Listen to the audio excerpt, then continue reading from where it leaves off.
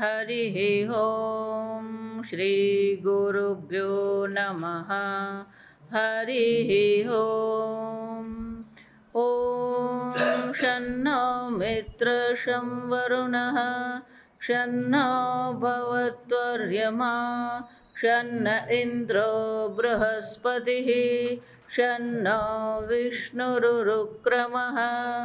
नमो ब्रह्मणे नमस्ते वायो त्वमेव प्रत्यक्षं ब्रह्मासि त्वमेव प्रत्यक्षं ब्रह्म वदिष्यामि ऋतं वदिष्यामि सत्यं वदिष्यामि तन्मामवतु तद्वक्तारमवतु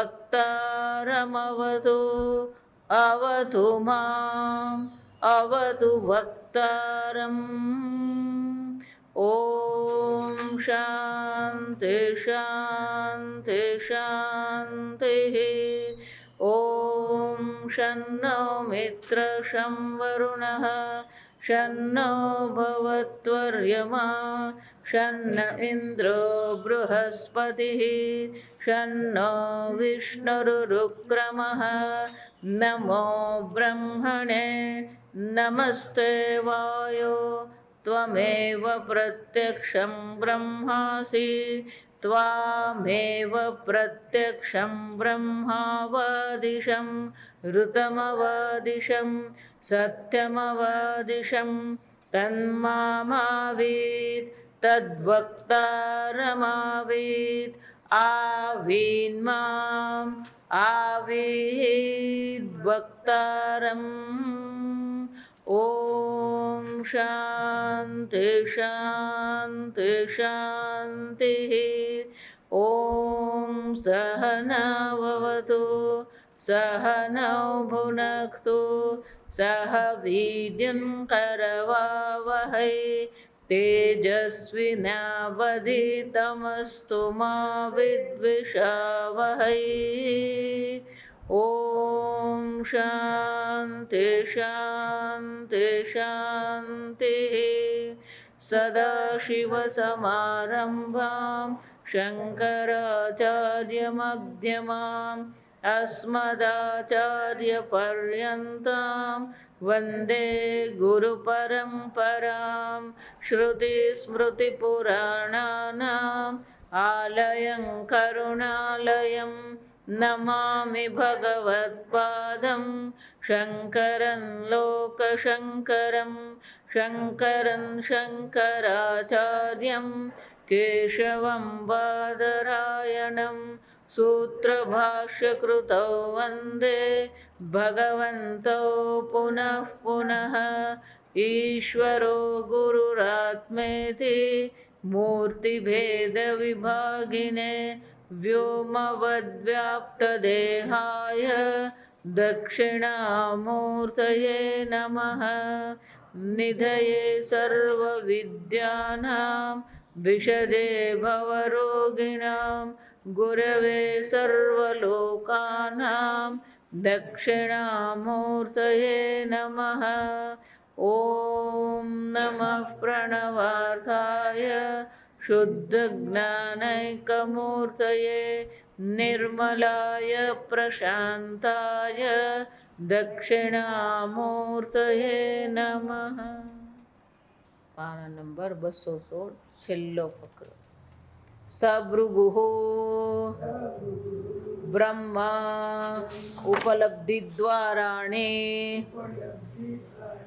ब्रह्मलक्षणं च श्रुत्वा पितुः तपः ब्रह्म उपलब्धि साधनत्वेन अतप्यत तप्तवान् कुतः पुनः अनुपदिष्टस्य एव तपसः साधनत्व प्रतिपत्तिः भृगोः सावशेषोक्तेः अन्नादि ब्रह्मणः प्रतिपत्तौ द्वारं लक्षणं च यतो वा इमानि इत्यादि उक्तवान् सावशेषं हि तत् साक्षात् ब्रह्मणः अनिर्देशात् अन्यथा हि स्वरूपेणैव ब्रह्म निर्देष्टव्यं जिज्ञासवे स्वपुत्राय इदम् इत्थं रूपं ब्रह्म इति न चैव निर्दिशति किं तर्हि सावशेषम् उक्तवान् अतः अवगम्यते नूनं साधन अंतरम् अपेक्षते पिता ब्रह्म विज्ञानं प्रतीति तपो विशेष प्रतिपत्तिस्तु सर्वसाधकतमत्वात् सर्वेषां हि नियत साध्य विषयाणां साधनानां तपः एव साधकतमं साधनम् इति प्रसिद्धं लोके तस्मात् पित्रा अनुपदिष्टमपि ब्रह्म विज्ञान साधनत्वेन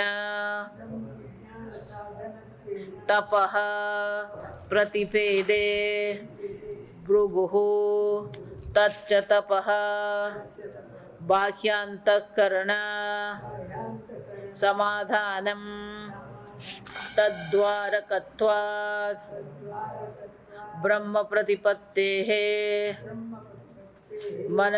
मनसः चेन्द्रियाणां च हि एकाग्र्यं परमं तपः तज्ज्यायः सर्वधर्मेभ्यः सह धर्मः परः उच्यते इति स्मृतेः स च तपस्तप्त्वा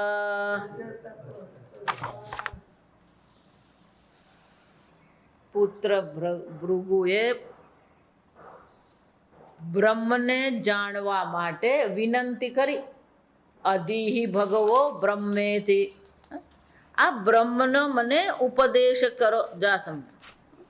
આમ જ્યારે વરુણ પિતાને ભૃગુએ આ પ્રકારથી જ્યારે વિનંતી કરી કે બ્રહ્મને ઉપદેશ કરો, બોધ કરાવો, જા તો વરુણ પિતાજીએ બે પ્રકારથી વાત કરી. એક તો આ બ્રહ્મની પ્રાપ્તિ માટેના દ્વાર શું છે અને એ બ્રહ્મનું લક્ષણ શું છે. પણ બ્રહ્મનું જે લક્ષણ દર્શાવવામાં આવ્યું એ બ્રહ્મનું ખરેખર લક્ષણ છે. જો સમજો, આગળ આપણે જોઈ ગયા કે જેમાંથી આ જગતની ઉત્પત્તિ થઈ, જેને કારણે આ જગતનું અસ્તિત્વ છે અને જેમાં આ જગત લીન થઈ જાય છે એ બ્રહ્મ છે. આમ બ્રહ્મને જગત કારણ તરીકે દર્શાવ્યું. તો જગત કારણ તરીકે જ્યારે બ્રહ્મને દર્શાવવામાં આવી રહ્યું છે તો શું કારણત્વમ એ બ્રહ્મનું સ્વરૂપ છે ખરું? જો વિચાર, ઘડો છે એમ જ્યારે આપણે કહીએ છીએ ત્યારે ઘડાની દ્રષ્ટિએ માટી શું કહેવાય? કારણ કહેવાય. પણ માટી પોતાની દ્રષ્ટિએ કારણ છે? જો વિચાર, માટી શું છે? માટી જ છે. જો વિચાર, એટલું જ નહીં, ખરેખર પેલું કારણત્વ શોધવા જઈએ, જો વિચાર, ઘડો છે એમ કયા પછી પેલું માટીને કારણ કયું? એટલે કે ઘડો કાર્ય છે અને માટી કારણ છે. પણ ઘડો છે ખરો? પ્રશ્ન જ ક્યાં ઉઠાવવામાં આવે? જો એટલે કહો, વેદાંતનું ચિંતન અન્ય સર્વ પ્રકારના ચિંતનથી અલગ પ્રકારનું છે. પહેલા તમે ઘડો છે એમ કહ્યું એટલે કેવું પડ્યું કે માટી કારણ છે. પણ પછી આપણે વિચાર કરીએ કે ઘડો છે ખરો? માટીથી ભિન્ન ઘડા નામની કોઈ વસ્તુ છે જ નહીં. અને વસ્તુ તરીકે શોધવા જઈએ તો ઘડો પુરવાર થતો નથી. વસ્તુ તો શું પુરવાર થાય છે? માટી પુરવાર થાય. સમજો, આપણે આગળ જોઈ ગયા કે વાસ્તવિક એટલે કે વસ્તુ શું છે. આ પુષ્પ પણ વસ્તુ તરીકે પુરવાર થાય છે. એક પદાર્થ, વસ્તુ એટલે એક પદાર્થ એમ કહીએ આપણે, પણ પુષ્પ પણ પદાર્થ તરીકે, વસ્તુ તરીકે પુરવાર થતું જ નથી. અનેક અંગ ઉપાંગની વિશેષ ગોઠવણને આપણે એક નામ આપ્યું પુષ્પ. તો એ જ રીતે એક વિશેષ આકારને આપણે નામ આપ્યું ઘડો. પણ વસ્તુ તો ત્યાં શું છે? માટી જ છે. આમ માટીના જ્ઞાનથી પેલું ઘડાનું જ્ઞાન જ છે, અથવા ઘડાનું અસ્તિત્વ શું થઈ જાય છે? બાધિત થઈ જાય. નાશ થાય એમ નહીં કહેવાનું. જો આ સમજો, કારણ કે માટીનું જ્ઞાન છે ત્યારે ઘડો તો દેખાય જ છે, અને ઉપયોગ તો ઘડાનો જ કરવાનો છે. જો કેટલાક લોકો એવું કે આ બ્રહ્મ જ્ઞાન થાય ને પછી બધું બ્રહ્મમય જ દેખાય, પછી આ જગત રહેતું જ નથી. એવું નથી. ઘડો તો રહેવાનો જ છે, પણ ઘડો છે એવું આપણે શું છે કહી શકીએ ને. કેમ? ત્યાં શું છે? માટી છે, વજન માટીનું છે, સ્પર્શ માટીનો છે, આકાર માટીનો છે. જો વિચાર, જો સાંભળ, જો કાર્ય ઘડો છે જ નહીં, જો કાર્ય બાધિત થઈ ગયું તો પછી કારણ રહેવાનું. ઘડો છે એમ કહીએ એટલા માટે કારણ છે એમ કેવું પડે, પણ કાર્ય છે જ નહીં. મૃત્તિકે તેવ સત્યમ, એક માટી જ સત્ય છે. બાકીની બધી વસ્તુ કેવી છે? વાચારંભણમ, આપણી વાણી પર આ બધા શબ્દો છે ખરા, પણ હકીકતમાં જોઈએ તો કોઈ વસ્તુ છે ને. જો કાર્ય જ રહેશે નહીં તો પછી કારણ રહેશે નહીં રે. જો સમજો, સત્યમ જ્ઞાનમ અનંતમ બ્રહ્મમાં આપણે જોઈએ સત્યમ બ્રહ્મ, સત્ય બ્રહ્મથી અન્ય જે પણ કંઈ છે બધી વસ્તુ કેવી છે? મિથ્યા છે, એનું કોઈ અસ્તિત્વ જ નથી. જો સમજ, આમ આ જ્યારે બ્રહ્મનું લક્ષણ કરવામાં આવ્યું તો એ બ્રહ્મનું જે લક્ષણ કર્યું છે એ ખરેખર એનું સ્વરૂપ છે ખરું? જો વિચાર, બ્રહ્મ કારણ છે એમ જ્યારે કહેવામાં આવ્યું તો કારણ એનું સ્વરૂપ છે. આપણે અનેક વાર જોઈ ગયા કે બે પ્રકારના લક્ષણ કરવામાં આવે. એક સ્વરૂપ લક્ષણ છે, બીજું તટસ્થ લક્ષણ છે. જો પેલો બંગલો શોધતો હોય અને આપણે એને શું કહીએ? બોલો મગનભાઈ નું ઘર ક્યાં આવ્યું? એટલે આપણે શું કહીએ? આ પેલો કાગડો બેઠો ને એ ઘર. પેલો ઘર તરફ જાય તો કાગડો ઉઠીને બાજુમાં જતો રહ્યો, તો કાગડો ઉડીને જયારે બાજુના ઘરમાં ગયો તો મગનભાઈ નું ઘર હવે કયું થયું? જેના પર કાગડો બેઠો છે એ. એવું છે? જા કે ચંદ્ર ક્યાં છે? જો આ સમજો, એને નિર્દેશ કહેવામાં આવે. કોઈ વસ્તુનો નિર્દેશ કરવા માટે આપણે કંઈક ઉપયોગ કરીએ. પેલો બીજનો ચંદ્ર દેખાતો નથી, તો બીજનો ચંદ્ર દેખાવા માટે આપણે શું કરીએ? જો આ વિચાર, એને શું કહેવામાં આવે? બીજ ચંદ્ર શાખા ન્યાય. ધારો કે પેલું વૃક્ષ છે, એને શું કહીએ? જો આ પેલા વૃક્ષ છે ને એની ઉપર, વૃક્ષની ઉપર ગયા પછી એને દેખાતું નથી, એટલે આપણે શું કહીએ? જો એની જમણી બાજુની જે ડાળી છે એ બે ડાળી જે છે એ બે ડાળીની બરાબર વચ્ચે છે. જેવું પેલું બે ડાળીની વચ્ચે એની નજર પડી અને એને શું દેખાશે? ચંદ્ર દેખાશે. તો બે ડાળીની વચ્ચે ખરેખર ચંદ્ર છે. અને વૃક્ષની શાખા, જો સમજો, શાખા ચંદ્ર ન્યાય જે આપણે કહીએ છીએ, તો શાખા અને ચંદ્રને ખરેખર કોઈ સંબંધ છે? જો વિચાર, ફક્ત આપણી દ્રષ્ટિએ પેલો શાખાનો સંબંધ છે કે પેલું શાખાની વચ્ચે દેખાય છે, પણ ચંદ્ર ને શાખા સાથે કોઈ સીધો સંબંધ છે? ચંદ્ર ને શાખા સાથે કોઈ સંબંધ નથી, કોઈ સ્વરૂપ નથી. જો સમજો, પેલો કાગડો બેઠો એમ જયારે કહીએ તો એ કાગડાને અને બંગલાને કે મગનભાઈને શું છે? કોઈ સંબંધ નથી. જો સમજો, જો આ સમજો, આ સંબંધ જ છૂટવો જોઈએ. ખરેખર જે આપણી બુદ્ધિમાં આવવું જોઈએ એ આ સંબંધ છૂટતો જ નથી.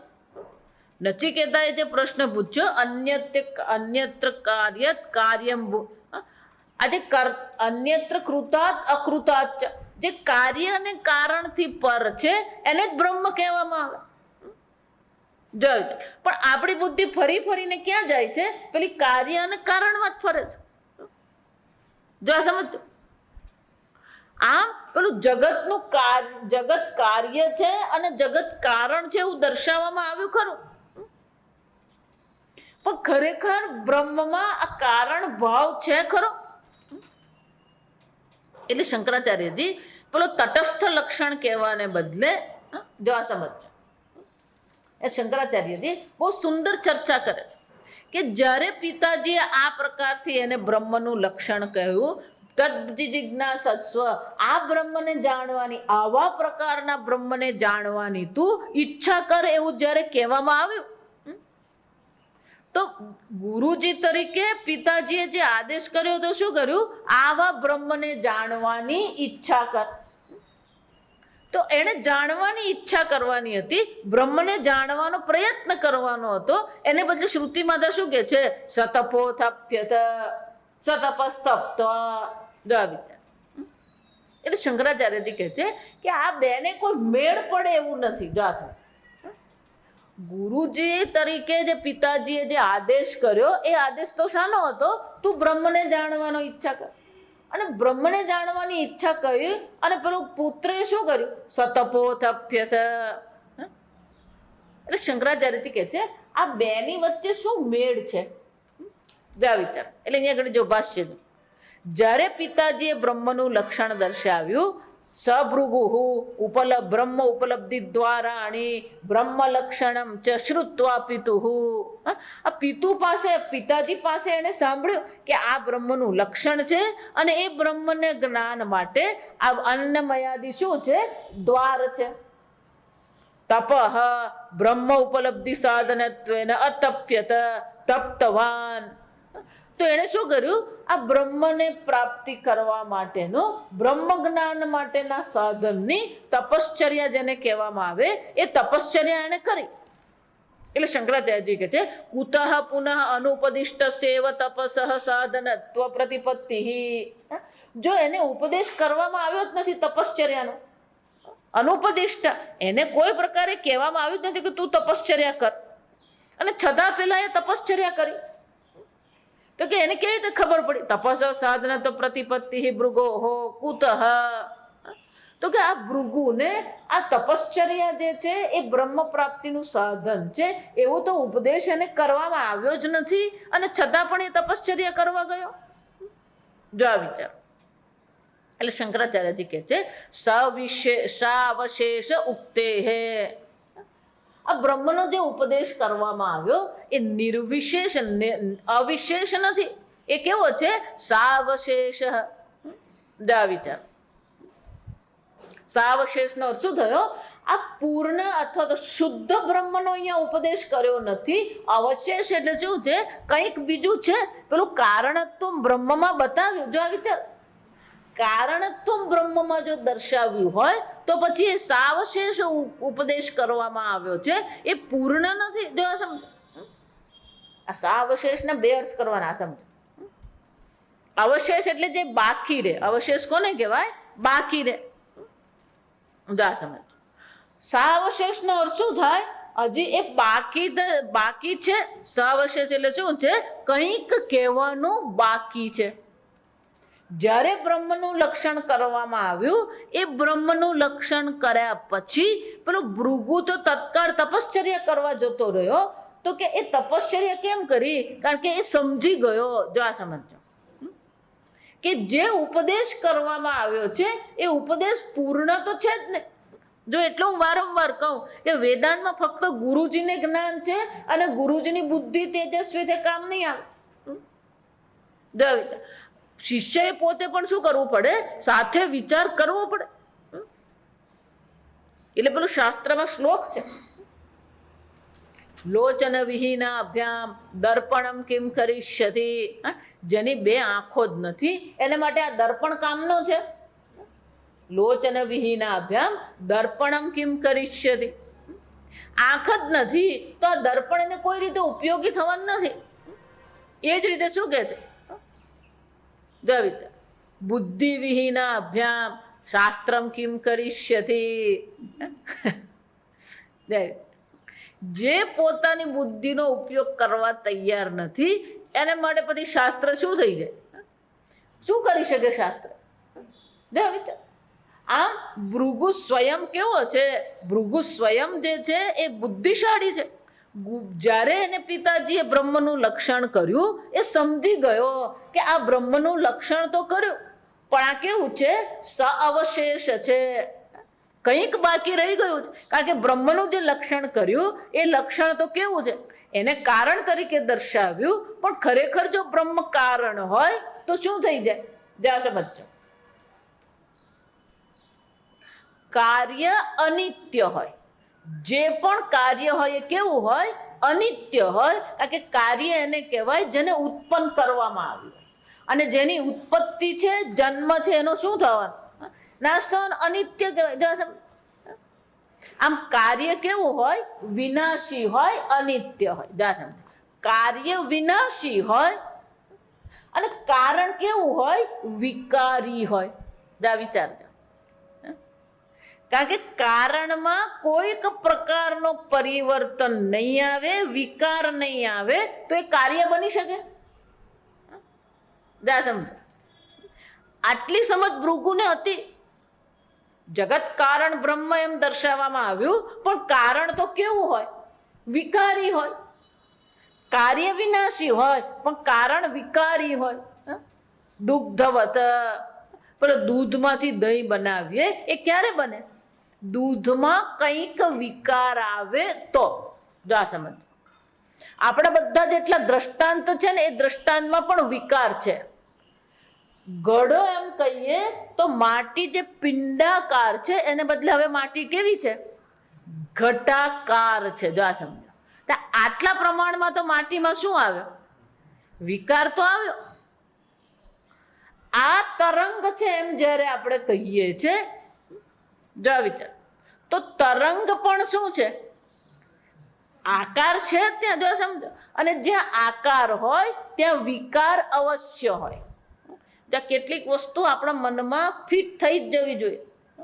આટલી સ્પષ્ટતા તો આપણને હોવી જ જોઈએ કે જો જગત કારણ બ્રહ્મ છે એમ કહેવામાં આવ્યું તો કારણ શબ્દ વાપરવામાં આવ્યો. એ કારણ શબ્દ કેવો છે? સાપેક્ષિક છે.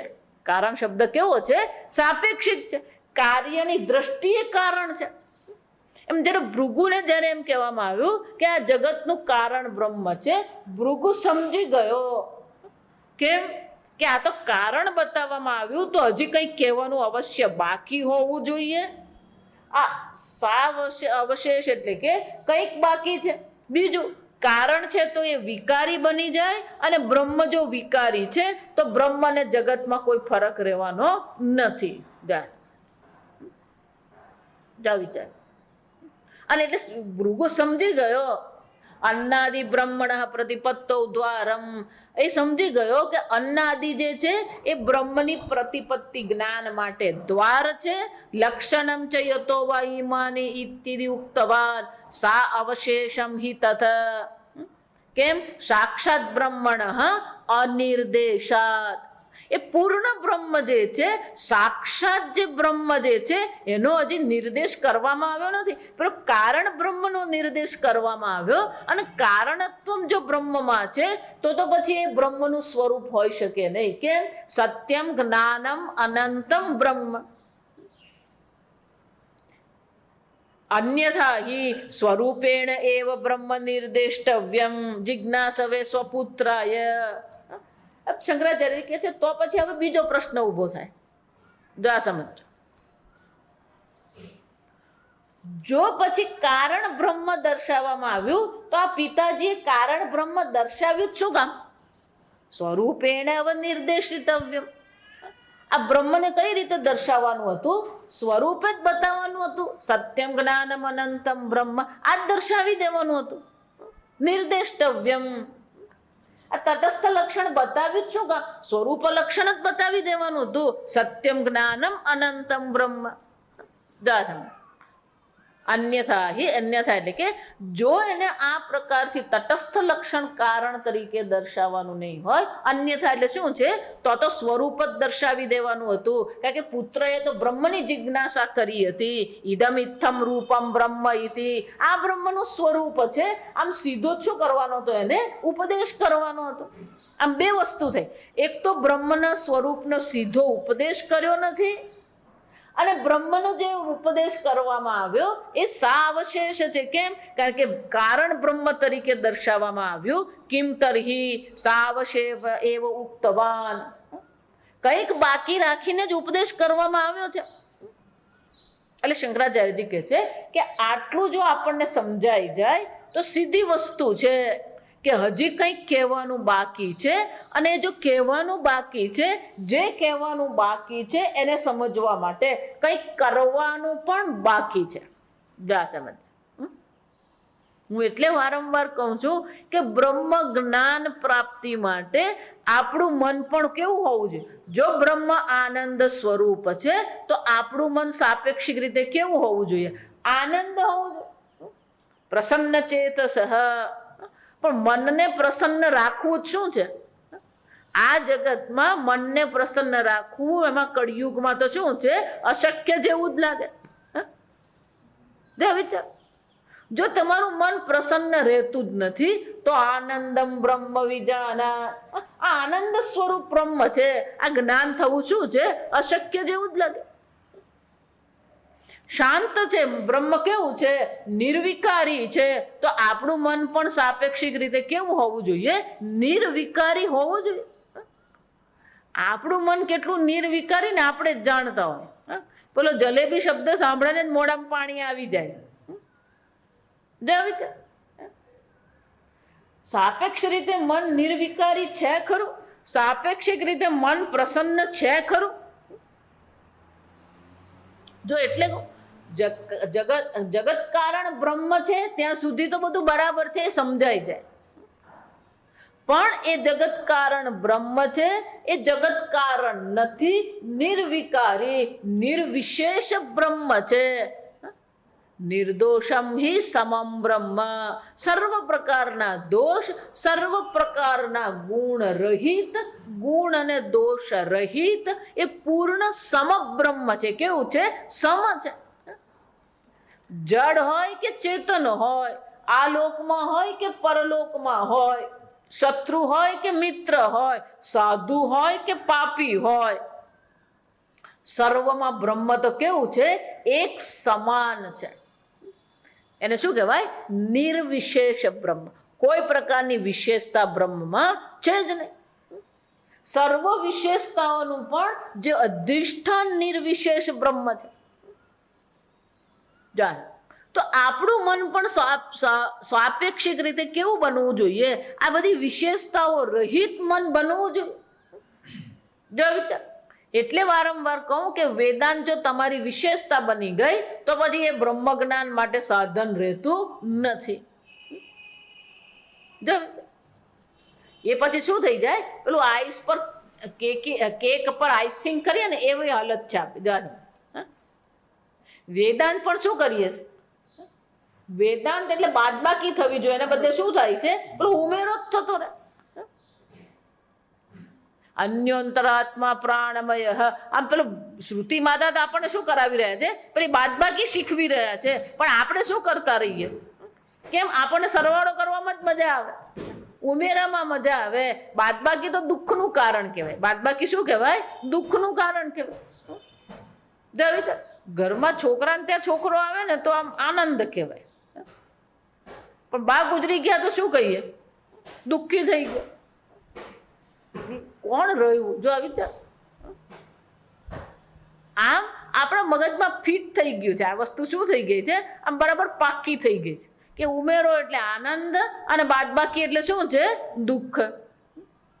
એટલે જ્યારે બ્રહ્મ જ્ઞાનની ચર્ચા શરૂ કરીએ અને પછી બાદબાકીની વાત કરીએ ને એટલે ભલભલો માણસ શું થઈ જાય કે નહીં એના સિવાયની વાત કરો, એના સિવાયની વાત બ્રહ્મ જ્ઞાન કહેવાય જ નહીં. જો આ વિચાર કેમ અન્યોંતરાત્મા મનોમય, અન્યોંતરાત્મા વિજ્ઞાનમય, અન્યોંતરાત્મા આનંદમય. આમ એકને શું કરતા જાઓ, છોડતા જાઓ, સ્થૂળને છોડતા જઈએ, સૂક્ષ્મ પર આપણી બુદ્ધિ ત્યાં સ્થિષ્ટ થવી જોઈએ. પણ પેલી બુદ્ધિ ત્યાં સ્થિત થતી જ નથી. આપણે શું ના અમારે તો બધું જ બ્રહ્મ.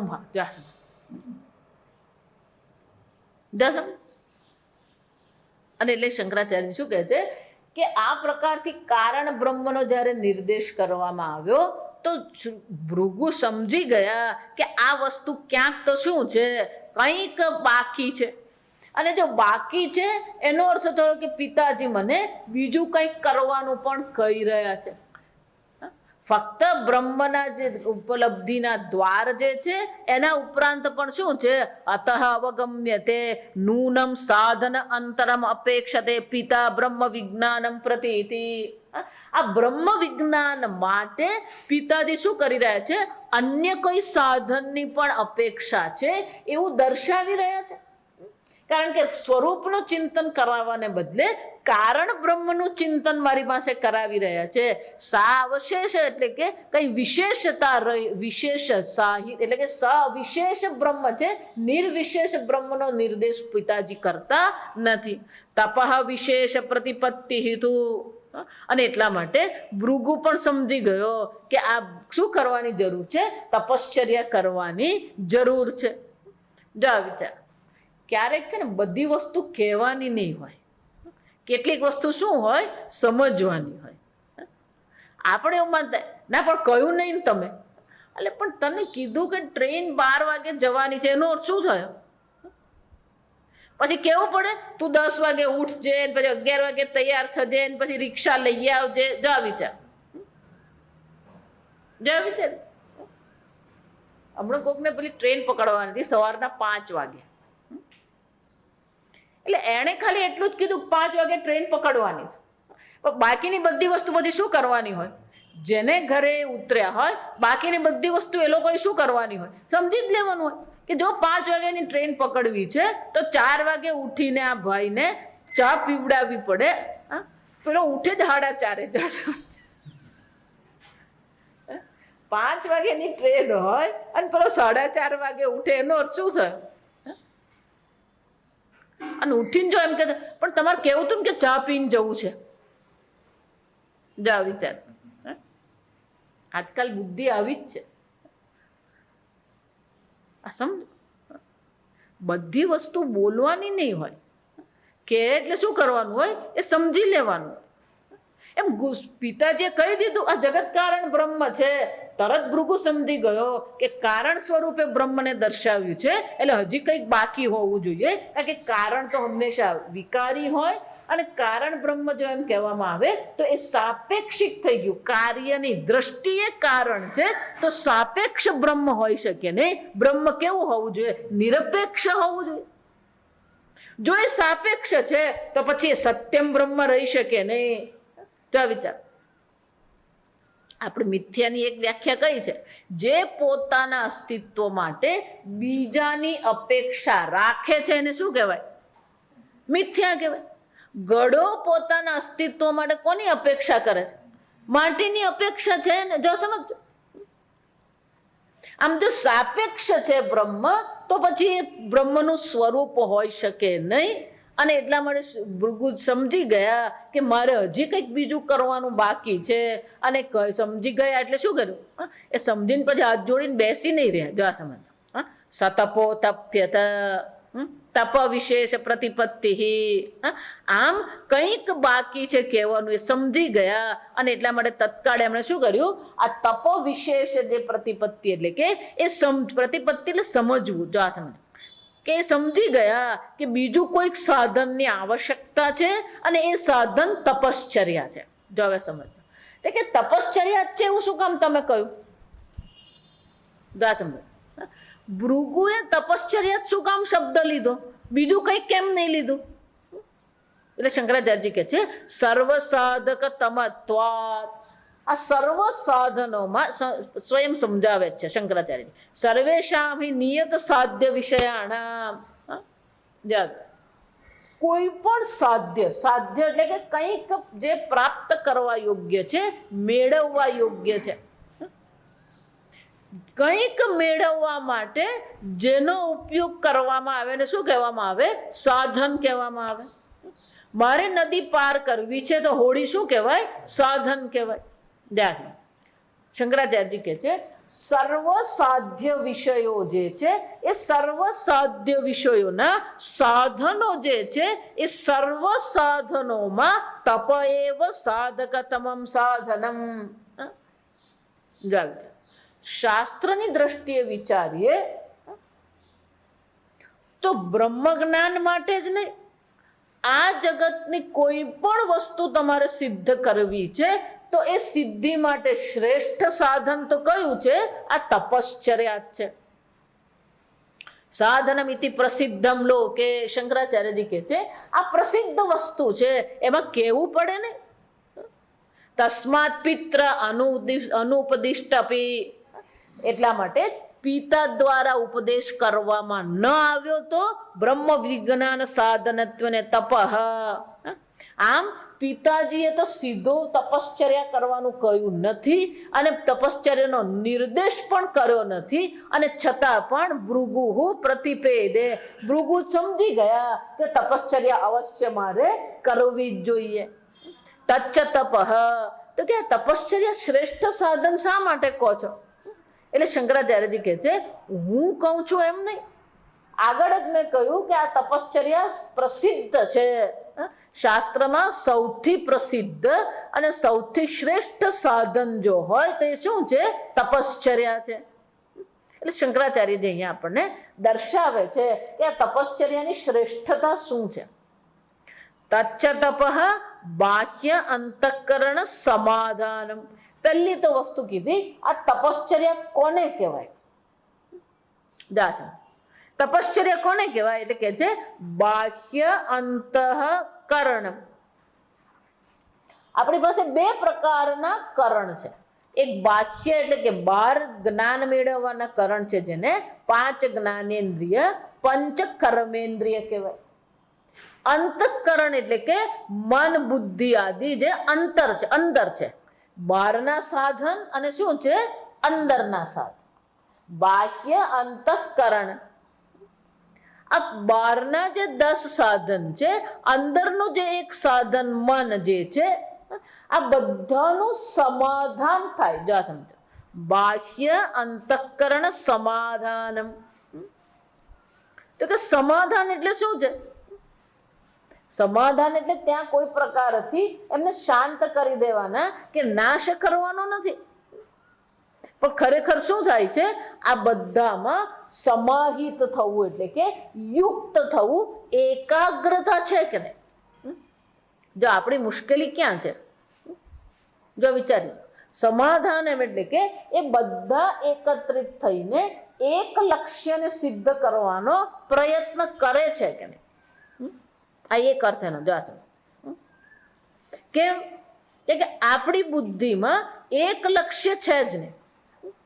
જો વિચારી જો, હું એટલે આજકાલ કહું છું કે બાળકોને ભોજન કરાવતી વખતે ટીવી જોવા દેવું જોઈએ નહીં. માતા પિતાએ એટલા કડક તો બનવું જ જોઈએ. ભલે વધારે પડતા કડક લાગે, પણ આ એક નિયમ બનાવવો જોઈએ. જો સમજો કેમ?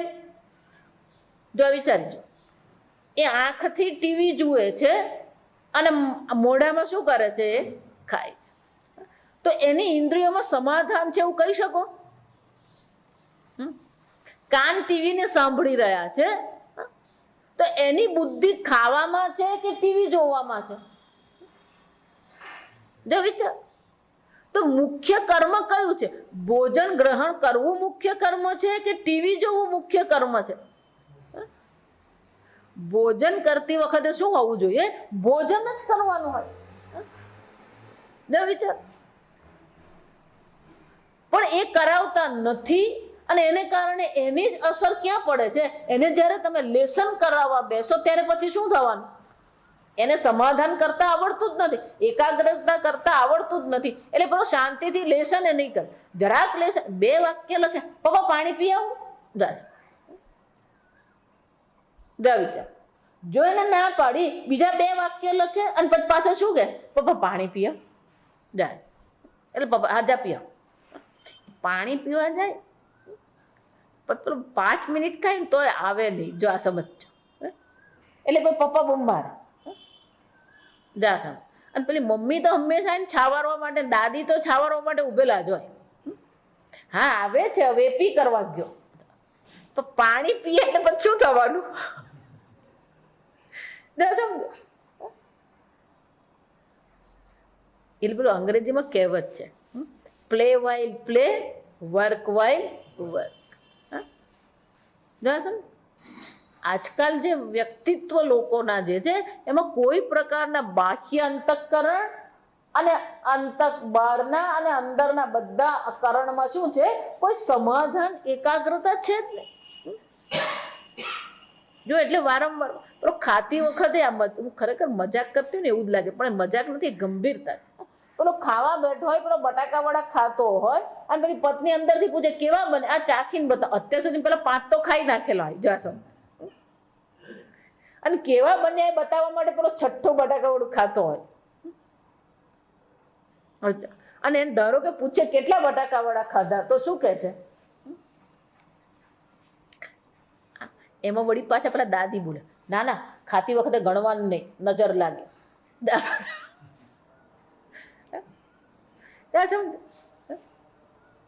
એટલે હું કહું, જ્યાં તમારો હાથ હોય ત્યાં તમારું મન છે ખરું.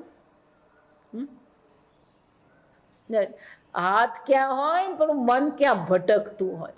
એટલે શંકરાચાર્ય શું કે છે, ખરેખર તપશ્ચર્યા કોને કહેવાય, સર્વ ઇન્દ્રિય સર્વ મનનો વિષય એક જ હોય. જાસમ. અને એટલે શું કહે છે, તપઃ બાહ્ય અંતઃકરણ સમાધાનમ તદ્વાર ધારકત્વાદ બ્રહ્મ પ્રતિપત્તે. આ તપશ્ચર્યા જે છે એ જ બ્રહ્મ જ્ઞાન માટે શું છે, ખરેખર દ્વાર છે. અને એટલે કે છે ટીકાકારો સરસ, સર્વેષામ જ્ઞાન સાધનાના મધ્યે તપસઃ જ્ઞાનમ પ્રત્યે અતિશય સાધનત્વેન. કે બ્રહ્મ જ્ઞાન માટે બીજા ઘણા બધા સાધન છે, વિવેક છે, વૈરાગ્ય છે, શમઃ દમઃ, આ બધા સાધનો છે બ્રહ્મ જ્ઞાન માટે.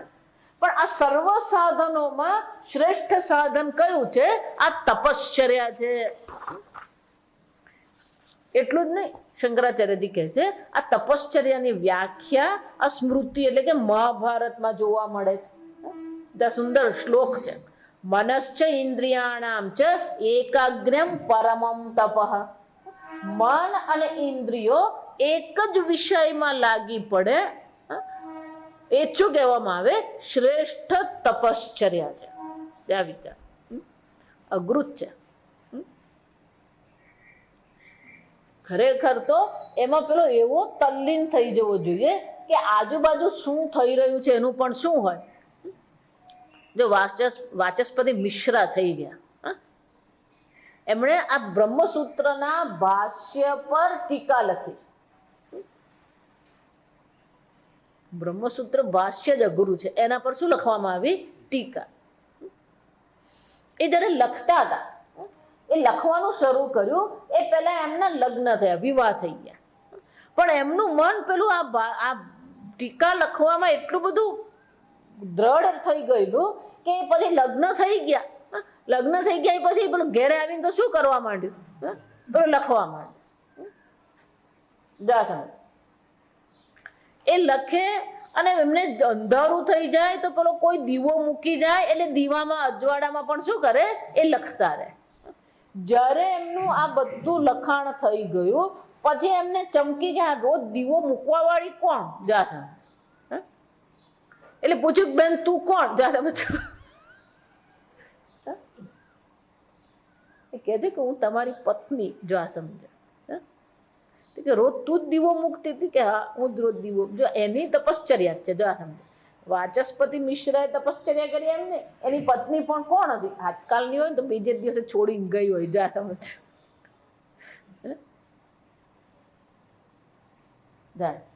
પૂછું તારું નામ શું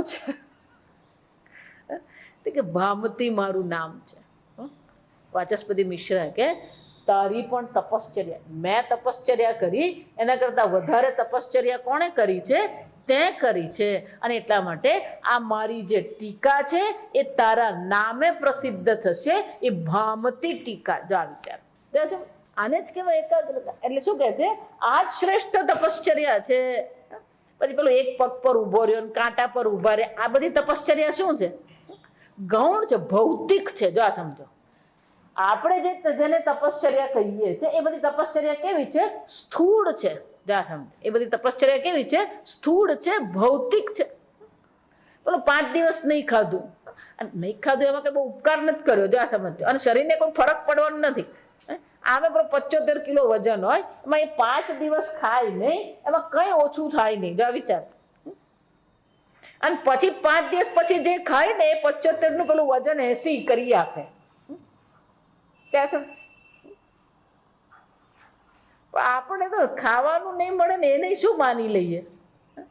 આજકાલના કોઈ પણ છોકરાને એમ કહે ને એટલે એક દિવસ ઉપવાસ કર, મારથી તો ઉપવાસ થાય જ નહીં. જો એક વખત કે 2 વખત તમે ખાવાનું છોડી શકતા નથી તો તમે જીવનમાં છોડવાના છો? ખાધા વગર માણસ જો નહીં રહી શકે, પાણી વગર ન રહી શકે, આપણે સમજી શકીએ પાણી તો શું છે?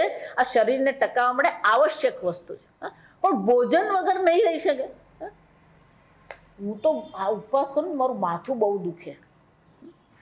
ઉપવાસ અને માથા દુખવાનો કોઈ સંબંધ જ નથી. આ સમજવું વૈજ્ઞાનિક રીતે નથી અને તપશ્ચર્યાની દ્રષ્ટિએ વિચારો કે તમે એકવાર 1 ટંકનું નહીં ખાવ તો ક્યાંય તમને માથું દુખે જ નહીં. પેલી એક બેન કે મને તો ચક્કર, અરે પણ તે એકવાર નહીં ખાધું એમાં ક્યાં ચક્કર તને આવવાના? એટલે શંકરાચાર્ય શું કહે છે? આ બધા ભૌતિક જે આપણે તપશ્ચર્યા જેને કહીએ છીએ, આવી ભૌતિક તપશ્ચર્યાઓ કરતા, સ્થૂળ તપશ્ચર્યાઓ કરતા શ્રેષ્ઠ તપશ્ચર્યા તો કઈ છે? મનસઃ ઇન્દ્રિયાણામ ચ હિ એકાગ્રમ. મન અને ઇન્દ્રિયમાં જે એકાગ્રતા જે છે એ સમાધાન છે. એ જ કેવું છે? શ્રેષ્ઠ તપ છે. જો ગીતામાં આવશે આ બધું. સાત્વિક તપશ્ચર્યા કોને કહેવાય? વાણીની તપશ્ચર્યા કોને કહેવાય? શરીરની તપશ્ચર્યા કોને કહેવાય? આ મનની જે તપશ્ચર્યા, માનસિક તપ જે છે, એ માનસિક તપમાં પહેલું જ ભગવાન શું કહે છે? કે તમારું મન પ્રસન્ન છે કે નહીં? વિચાર. મનની તપશ્ચર્યા જે છે એ તપશ્ચર્યા પછી મન આપણું કેવું હોવું જોઈએ? પ્રસન્ન હોવું. મૌનમ. આ મૌનને પણ ભગવાને ક્યાં મૂક્યું છે? મનની તપશ્ચર્યા મૂક્યું. ત્યાં ભગવાન પેલો શબ્દ બહુ સરસ વાપરે છે, આત્મ પ્રસાદજમ. તપશ્ચર્યા કેવી છે? આત્મ પ્રસાદજમ. તમારા મનને, તમારા શરીરને, તમારી ઇન્દ્રિયને કેવી કરે છે? એ પ્રસન્નતા આપનાર છે. તજ્જાય સર્વધર્મેભ્યઃ સહધર્મઃ પરઃ ઉચ્યતે. આજ સર્વ ધર્મોમાં શ્રેષ્ઠ ધર્મ કોને કહેવામાં આવે છે? આ તપશ્ચર્યાને કહેવામાં આવે છે. એટલું જ નહીં, સહધર્મઃ પરઃ એ જ શ્રેષ્ઠ ધર્મ છે, અન્ય કોઈ છે જ નહીં. તપશ્ચર્યા શ્રેષ્ઠ ધર્મ છે. આમ શંકરાચાર્યજી કહે છે કે શ્રુતિ માતા પણ તપશ્ચર્યા દર્શાવી રહ્યા છે. મહાભારતમાં પણ આ તપશ્ચર્યાનો મહિમા દર્શાવવામાં આવ્યો છે. અને એટલે પેલો શંકરાચાર્યજી કશું કહેતા નથી. આટલું કહીને પૂરું કરી દે. ટીકાકાર બહુ સરસ આગળ કહે છે, પરમાર્થતઃ તુ શ્રુતો સ્મૃતો ચ તપઃ પદમ ભાષ્યગત સમાધાનમ પદમ ચ તત્વચિંતના પરમ. કે આ તપશ્ચર્યા જે છે એ તપશ્ચર્યા કેવી છે? ખાલી મનને રોકી દીધું, ના સમાધિ પરમ. જા સમજો, ખરેખર તપશ્ચર્યા શું છે? કે પેલા મનને અટકાવી દીધું, મન ઇન્દ્રિયોને અટકાવી દીધી, એને તપશ્ચર્યા કહેવાય? તો કે નહીં, તત્વ ચિંતા પરમ. આ ઇન્દ્રિય મન બુદ્ધિ ક્યાં ગળી છે? એ તત્વ ચિંતન પરાયણ બની. તત્વ ચિંતન પરાયણ મન બને, ઇન્દ્રિયો પણ એને અનુકૂળ હોય, એને ખરેખર શું કહેવામાં આવે? તપશ્ચર્યા કરવા. તપ આલોચને ઇતિ સ્મરણાત.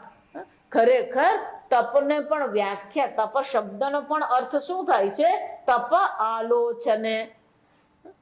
આલોચન એટલે શું છે? ચિંતન કરવું. તપનો ખરેખર અર્થ શું થાય છે? ચિંતન કરવું. આમ ગુરુએ ભલે દર્શાવ્યું નહીં હોય, પણ ભૃગુ સ્વયં સમજી ગયા કે મારે તપશ્ચર્યા કરવાની જરૂર છે, સમાધાન કરવાની જરૂર છે, એકાગ્રતા લાવવાની જરૂર છે, તો જ પછી આ બ્રહ્મનો ઉપદેશ મને થશે.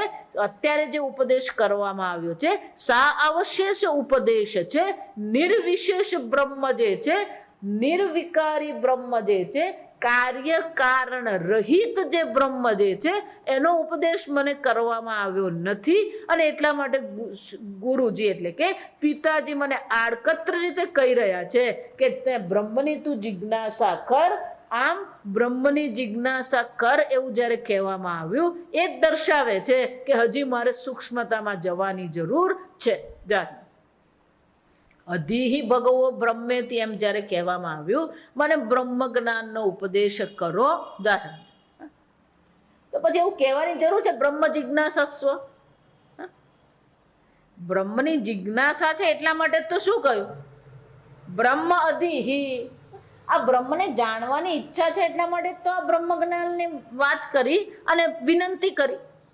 અને છતાં પણ ગુરુજી જ્યારે મને એમ કે છે બ્રહ્મ જિજ્ઞાસસ્વ એટલે કે એ પૂર્ણ બ્રહ્મને જાણવાની તું ઈચ્છા રાખજે, નિર્વિશેષ બ્રહ્મને જાણવાની ઈચ્છા રાખજે. આ સગુણ બ્રહ્મ જે છે, કાર્ય કારણ વાળું જે બ્રહ્મ જે છે, એ બ્રહ્મને ત્યાંથી પણ તારે શું કરવાની જરૂર છે? એનાથી પણ ઉપર ઉઠવાની જરૂર છે. પણ એનાથી ઉપર ઉઠવું હોય તો પછી સાધન કયું છે? તપશ્ચર્યા છે. આમ બ્રહ્મ જિજ્ઞાસા હોવા છતાં પણ ફરીથી પેલી બ્રહ્મ જિજ્ઞાસા કહેવામાં આવી. અને એટલે ભૃગુ સમજી ગયા કે હજી બીજું કંઈક મારે કરવાની જરૂર છે. અને એટલા માટે સતપોતપ્યત સતપસ્તપ્ત્વા આ પ્રકારથી ગુરુજીની આજ્ઞાનું પાલન કરી એમણે શું કર્યું? તપશ્ચર્યા કરી. અન્વય વ્યતિરેકાદિ ચિંતનમ વા તપઃ. આ બ્રહ્મ જ્ઞાન માટે તપશ્ચર્યા કઈ છે? એ બ્રહ્મ પર આપણી દ્રષ્ટિ હોય, અન્ય સર્વનું આપણે શું કરવાનું છે? અન્વય વ્યતિરેક.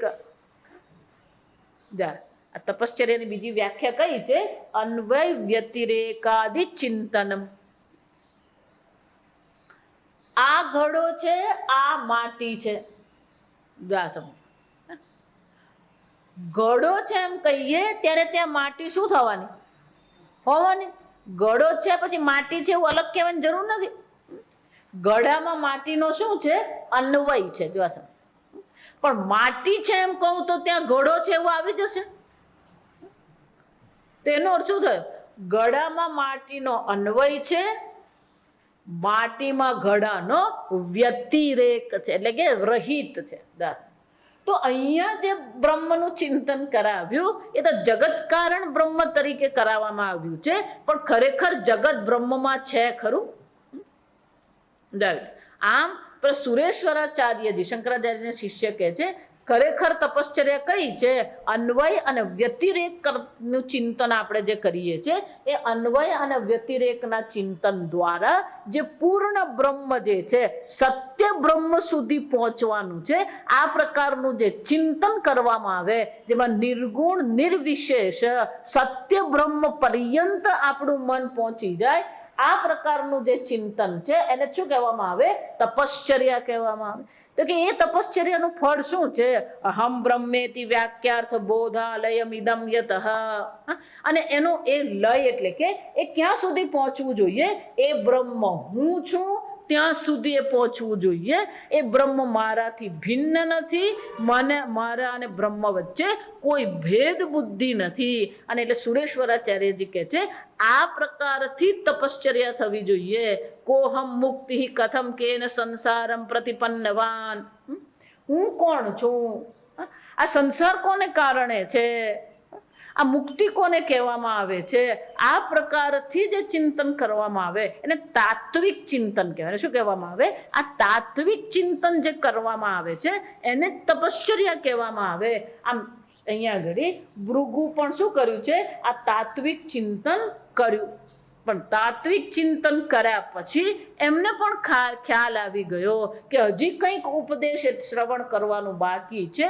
સતપોતપ્યત સતપસ્તપ્ત્વા. આ તપશ્ચર્યા કરી. એ તપશ્ચર્યા કરી પછી એમને શું ખ્યાલ આવ્યો? અન્ન બ્રહ્મેતિ વ્યજાનાત. પછીના બીજા અનુવાકમાં કહે છે આ અન્ન બ્રહ્મ છે એવું એમને સમજ આવી. આગળ કહ્યું ને, અન્નમ પ્રાણમ ચક્ષુશ્રોત્રમ મનોવાચમિતિ. આમ પેલું પહેલું પગથિયું આવ્યું કે આજે સ્થૂળ જગત જે છે અને આ સ્થૂળ શરીર જે છે એ શું છે? અન્નમ બ્રહ્મેતિ. આ અન્ન બ્રહ્મ છે. કેમ અન્ન બ્રહ્મ છે? એટલે અન્નમાંથી જ આ બધું ઉત્પન્ન થયું. અન્નાદેવ ખલ્વિમાની ભૂતાની જાયંતે અન્નેન જાતાની જીવંતી. અન્નથી જ આ બધાનું પોષણ થાય છે. અન્નમ પ્રયંતે અભિસંવિશંતિ. આ બધું પાછું ક્યાં ફરીને જાય છે? અન્નમાં જ બધું શાંત થઈ જાય છે. તદ્વિજ્ઞાય. આવું જાણ્યા પછી જા સમજ. આમ આ પહેલું પગથિયું આપણે પકડ્યું. અન્નમ બ્રહ્મેતિ. આ તપશ્ચર્યા દ્વારા, ચિંતન દ્વારા એમને આ સ્પષ્ટતા થઈ ગઈ કે અન્ન બ્રહ્મ છે. પણ એમને ખબર છે અહીંયા અટકવાનું નથી. કેમ? અન્નમ પ્રાણમ એમ કહેવામાં આવ્યું છે. અને એટલા માટે શું કર્યું? આટલું સમજ્યા પછી પુનરેવ વરુણમ પિતરમ ઉપસસાર. ફરીથી પાછા એ શું કર્યું? પોતાના પિતાજી વરુણ પાસે ગયા. અધિહિ ભગવો બ્રહ્મેતિ. વળી પાછી એ બ્રહ્મને જાણવા માટેની ઈચ્છા વ્યક્ત કરી. તગુમ હોવાચ તપસા બ્રહ્મ વિજિજ્ઞાસસ્વ. જા વિચાર. અહીંયા પિતાજી બોલ્યા તપસા બ્રહ્મ વિજિજ્ઞાસસ્વ. જા વિચાર. હજી ફરીથી તપશ્ચર્યા કર. હજી સૂક્ષ્મમાં જવાનો પ્રયત્ન કર. હજી ચિંતન કરવાનો પ્રયત્ન કર. જા સમજ. આમ ફરીથી એ ભૃગુએ શું કર્યું? વળી પાછી તપશ્ચર્યા કરી. પ્રાણમ બ્રહ્મેતિ. આમ એક પછી એક શું થાય છે? તપશ્ચર્યા દ્વારા. તપશ્ચર્યા એટલે કે ચિંતન દ્વારા, પોતાના ચિંતન દ્વારા, ગુરુજીની આજ્ઞાથી ચિંતન દ્વારા શું કરતા રહ્યા? સ્થૂળમાંથી સૂક્ષ્મમાં એમની ગતિ થતી રહી. આમ એ આગળ વધતા રહ્યા. એ આપણે ક્યારે જોઈશું? આવતી વખતે. તારીખ આપણી નક્કી કઈ થઈ છે? 22 થી 29. 22મી થી 29 એપ્રિલ છે. એટલે અહીંયા આપણે 23મી એપ્રિલે. ઓમ અસતો માં સદ્ગમય તમસોમાં જ્યોતિર્ગમય મૃત્યોર્મા અમૃતંગમય. ઓમ પૂર્ણમદ પૂર્ણમિદં પૂર્ણાત પૂર્ણમુદચ્યતે પૂર્ણસ્ય પૂર્ણમાદાય પૂર્ણમેવાવશિષ્યતે. ઓમ શાંતિ શાંતિ શાંતિ. હરિ ઓમ. શ્રી ગુરુભ્યો નમઃ. હરિ ઓમ.